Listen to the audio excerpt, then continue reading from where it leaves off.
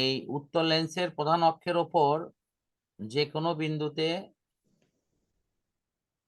বস্তুর অবস্থান করলে সেখানে প্রতিবিম্বের অবস্থান, আকৃতি ও প্রকৃতি নির্ণয়। সেই অংশে তুমি একটু লক্ষ্য করো যে অসীম থেকে যখন বস্তুর আলো আসতেছে, এই যে আলোক কেন্দ্র দিয়ে রশ্মিটা যাচ্ছে, চলে গেল, তারপরে প্রধান অক্ষের সমান্তরাল যখন আসবে, আসার পর সেখান থেকে রশ্মিটা বেঁকে ফোকাসের মধ্য দিয়ে গমন করবে। তাহলে এরা এখানে আসার পর দেখো তো এক জায়গায় মিলিত হয়নি, খুব ভালো করে দেখো। মিলিত হলে সেই মিলিত জায়গাতে কিন্তু প্রতিবিম্ব তৈরি। দেখো তো এটা অনেকটা ওটার মতো না? এখানে একটা জায়গা না ব্যতিক্রম হয়েছে কি, এই ছবিটা কিন্তু একটু বাঁকা। এই যে দেখো এই বরাবর যে রশ্মি, এটা এটা একটু বাঁকা। তো এটা তোমরা যখন আঁকাবা তখন করবা কি, এইরকম ছবিটা এরকম সোজা করে নিবা। ফলে এই যে নিচের যে, আমি কালারটা একটু চেঞ্জ করে দিচ্ছি, এই এই রেখাটা, এটা যদি এরকম বাঁকা না হতো তাহলে কিন্তু খুব সুন্দর বোঝা যেত। এটা বাঁকা হওয়ার জন্য কিন্তু প্রবলেম হয়েছে, যে আসলে দেখতে কেমন লাগছে। এই রেখাটা কেমন হবে, এরকম আনুভূমিক হবে। এই যে দেখো এরকম আনুভূমিক হবে, দেখতে পাইছো? আচ্ছা, এখন আসো পরের ছবিটা। এই যে এটা হলো বস্তু, এই যে এটা এটা বস্তু, প্রধান অক্ষের সমান্তরাল আসলো, তারপর এটা ইয়েতে চলে গেল, প্রধান অক্ষ বরাবর এটা যে পথে আসবে সেই পথে চলে যাবে। ওটা তারপর এই যে তির্যক রশ্মিটা, এটা মনে রাখো, তির্যক রশ্মি সব সময় প্রধান ফোকাসের মধ্য দিয়ে। ব্যাস, ছবি আমার হয়ে গেছে। যেখানে মিলিত হচ্ছে সেখানে তুমি টান দিলা। এই ছবি আর দেখান লাগবে বলো তো? না।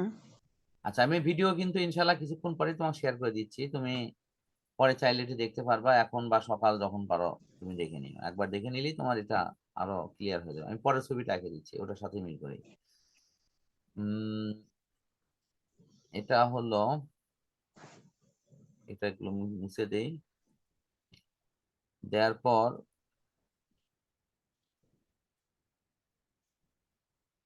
হ্যাঁ এই পাশে লক্ষ্যবস্তু এখানে দ্বিতীয় অবস্থান আছে, ট্রাইসেপের বেশি দূরত্বে অবস্থিত। মানে আগের ক্ষেত্রে যদি তুমি বলো তাহলে বক্রতার কেন্দ্র আর অসীমের মধ্যে, এখানে তুমি এটা বলতে পারো ট্রাইসেপ এবং অসীমের মধ্যে, সেটা বলা যাবে, কোনো সমস্যা নাই। কিন্তু ট্রাইসেপের চেয়ে বেশি দূরত্বে, এই ভাষাটা এখানকার ক্ষেত্রে প্রচলিত ভাষা।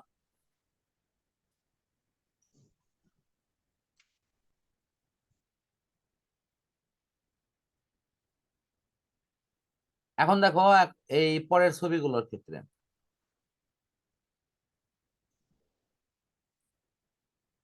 প্রধান অক্ষের সমান্তরাল, এটা সরাসরি ফোকাস দিয়ে গমন, তারপরে তির্যক রশ্মিটা আলোক কেন্দ্র দিয়ে গমন করলে এখানে মিলিত হলো, আর প্রধান অক্ষ বরাবর যেটা তার মাঝখান দিয়ে সেটা একদম ডাইরেক্ট চলে গেল। এখন তুমি দেখো এই জায়গাতে মিলিত হয়নি, মিলিত হওয়ার জায়গাতে এখানে প্রতিবিম্ব তৈরি করবে। বুঝতে পারছো? হ্যাঁ। আচ্ছা, এটা আমি ক্লোজ করে দিচ্ছি, আর মাত্র 2-3 মিনিট, তাহলেই পরের ভিডিও অংশগুলো আঁকানো হয়ে যাবে।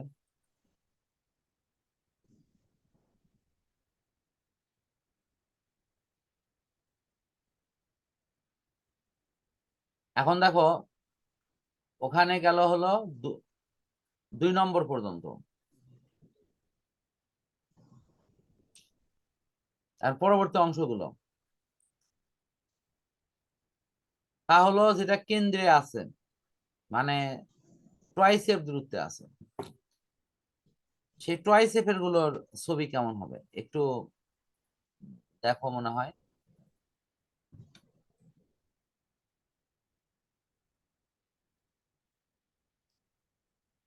এই যে ট্রাইসেপের ছবি,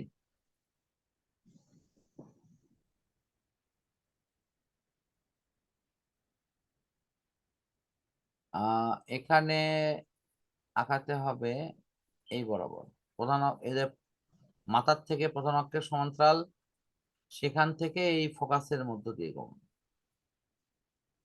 আর আরেকটা হলো বক্রতার কেন্দ্র দিয়ে সোজা এখানে গমন। লাস্ট হলো বক্রতার কেন্দ্র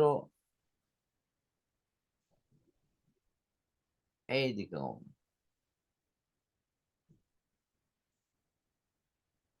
দেখো এখন মিলছে কি, এই যে এখানে হলো তোমার বস্তু। খালি এটা মাথায় রাখো, প্রধান অক্ষ বরাবর সেটা কন্টিনিউ যাবে, প্রধান অক্ষের সমান্তরাল হলে ফোকাসে যাবে। আর যেটা তির্যক রেখা সেটা তোমার কি এ মানে সির মধ্য দিয়ে গমন করবে।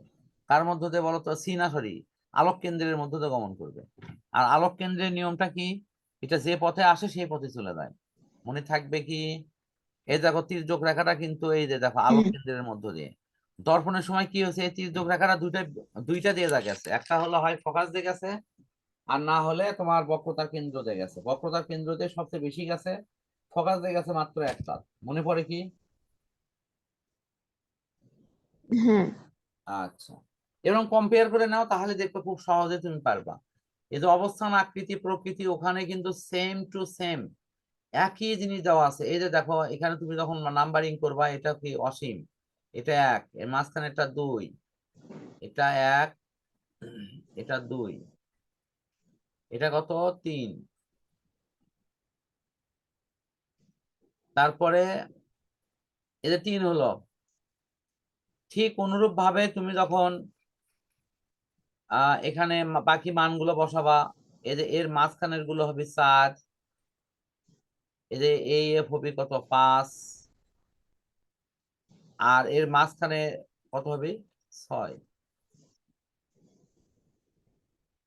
এখন এগুলো ক্যালকুলেশন করে দেখো, ওই সেম জিনিস দিবে।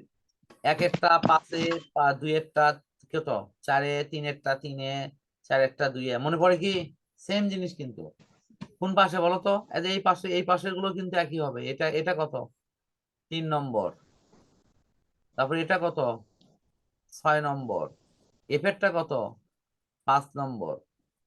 বুঝতে পারছো কি? মানে লেন্সের বেলায় এটা ডাবল হবে আর কি, কিন্তু জিনিস এক। আর তোমার হলো দর্পণের বেলায় কি এটা এরকম ডাবল করে লেখা লাগছে? লাগেনি কিন্তু। না একবার হ্যাঁ, লেন্সের বেলায় যেহেতু আলোক রশ্মি পার হয়ে যাচ্ছে, এই জন্য দুই পাশের জিনিস আমাকে লিখতে হবে। আর দর্পণের বেলায় যেহেতু এক পাশে থাকে, এই জন্য দর্পণের ওই এক পাশের অপশন লিখলেই চলবে। আমার মনে হয় এটা বুঝতে পারছো। আর মাত্র দুইটা, দুই তিনটা, এটা দেখো, এটা ওই একটু আগে যে দেখালাম ওটার মতোই সেম টু সেম।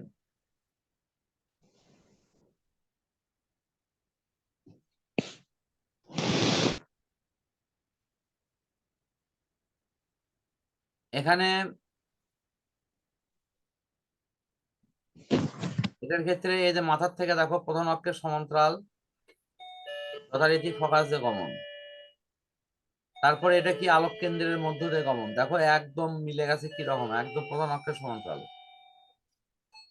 আর এখানে এসে কি হবে? বক্রতার কেন্দ্র দিয়ে গমন করলে এটা যে পথে আসবে সেই পথে চলে যাবে। তাহলে সমস্যা হবে বলো?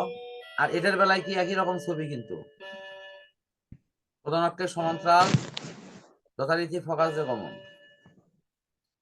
তারপরে বক্রতার কেন্দ্র দিয়ে গমন করলে এটা যে পথে আসে সেই পথে চলে যাবে। তারপরে এই যে পাদবিন্দু, এটাতে গমন করলে সমস্যা হবে। দেখো মিলিত হচ্ছে কোথায়? এখানে না, এই জায়গায় কিন্তু প্রতিবিম্ব।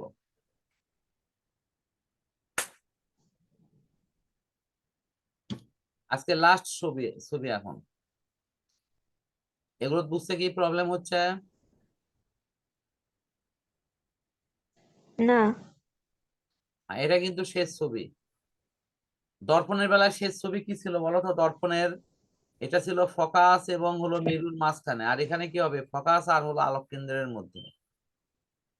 তাহলে সেক্ষেত্রে এই যে যথারীতি প্রধান অক্ষের সমান্তরাল আসছে, এরা পার হয়ে গিয়ে ফোকাস থেকে গমন করছে।